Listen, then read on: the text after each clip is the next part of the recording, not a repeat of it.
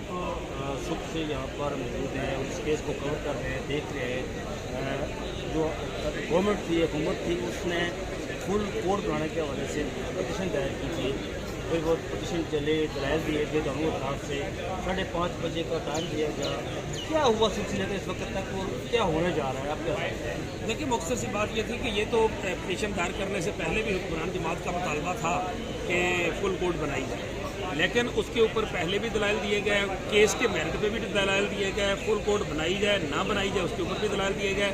और फिर जब कोर्ट 5:30 बजे का वक्फा करके 1:30 बजे डेढ़ घंटा जो वक्फा किया उसके लिए उठी, तो उस वक्त कोर्ट ने ये बात कही थी कि हम वापस आकर इस पर बात करते हैं। लेकिन वो थोड़ी सी हमारी कुछ उन्होंने वर्डिंग जो थी, हम मीडिया ने उसको फैसला महफूज करा दिया, फैसला महफूज हो गया, जबकि फैसला महफूज नहीं हुआ था। उसके बाद जब वो वापस आए हैं तो उन्होंने आके दोबारा दलाइल का आगाज़ किया और इरफान कादर को कहा कि आप दलाइल दें। उन्होंने मुख्तलिफ दलाइल दिए कि ये फुल कोर्ट क्यों बनाई जाए, कितना सीरियस मामला है, 12 करोड़ सूबे के अवाम का मामला है।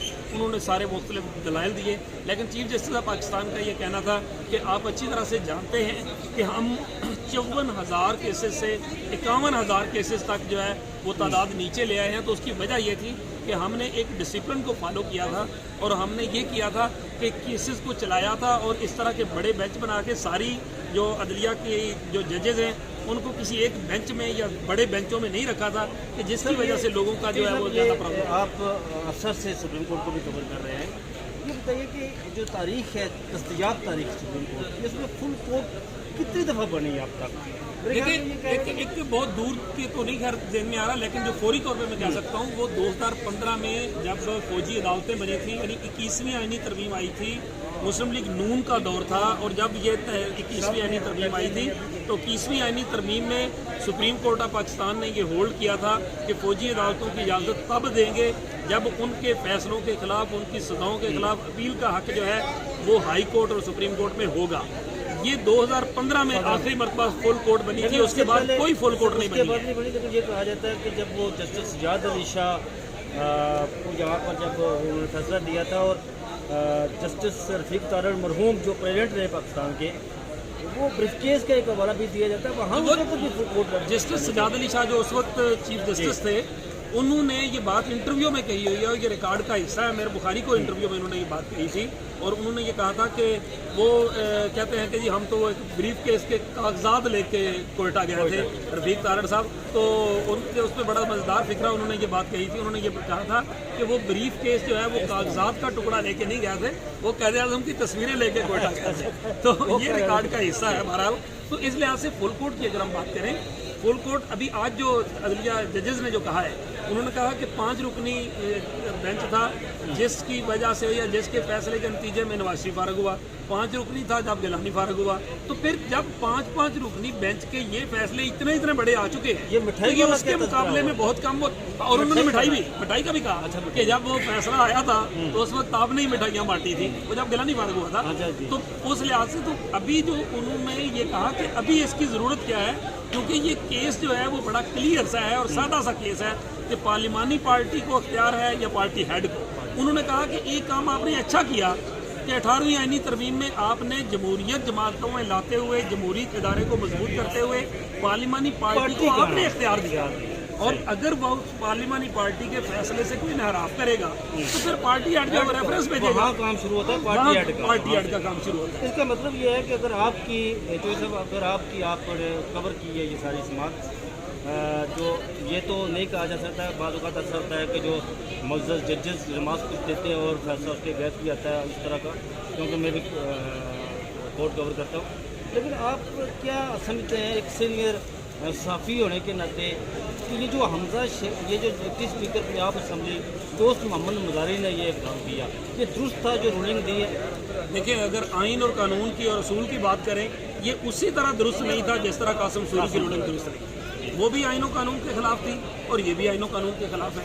यानी ये कैसे हो सकता है कि एक पार्लिमानी पार्टी एक रोज़ कबल फैसला करे, वो अनाउंस कर दे, हर किसी को पता हो, और आखिरी घंटे में अचानक जो है वो जेब से लेटर निकला और कहा जाए कि जनाब हमने तो ये कर दिया। और उससे पहले कई रोज़ तक चौधरी शुजात साहब ये कह रहे हो परवेज़ लाई मेरा उम्मीदवार है, मैं परवेज़ लाई मेरा उम्मीदवार रहेगा, मैं उससे अलग होने का सोच भी नहीं सकता। 12 बजे तक कहते रहे ना, ये बात है ना, तो ये बात बताती खुद ही इतनी ज़्यादा मशकूक है। फिर एक और, अगर हम बात करें जमहूरियत की, मतलब अगर फ़र्ज़ करें इन 10 लोगों ने, हम नहीं कहते कोई 10 लाख वोट लिए होंगे, कोई 7-8 लाख तो लिए होंगे।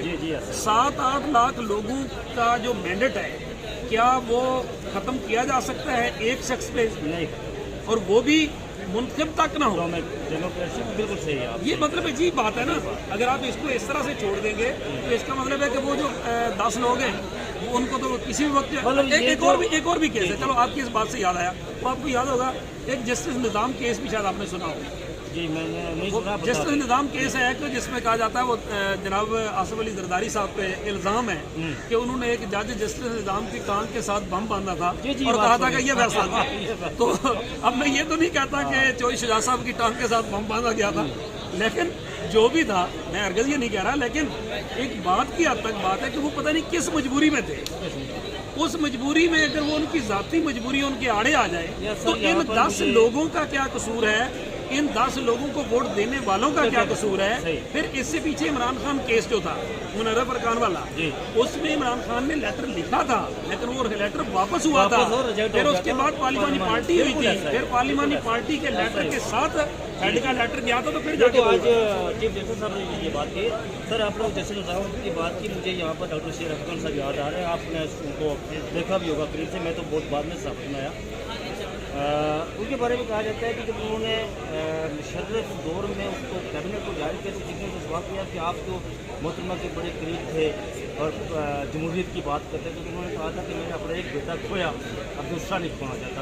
वो डॉक्टर अमजद नियाज़ी साहब उनके समझाते शायद वही बात वो गाँव वाले बम वाले को इस तरह का जो भी है। लेकिन हकीकत ये है कि जो इस वक्त तक सरफेस पे जो चीज़ें उभर के आ गई हैं सामने, ये सारी डिबेट में वो तो बिल्कुल क्लियर नज़र आती है कि वो कम से कम वो मामला फुल कोर्ट का बनता नहीं है, वो उसकी तरफ जाता नहीं है। और फिर फ़र्ज़ करे बन भी जाए, उसमें फिर एक टेक्निकल एच है। टेक्निकल एच ये है कि इस वक्त 12 जजेस हैं सुप्रीम कोर्ट में, 13वां जो है वो बैरून मुल्क है।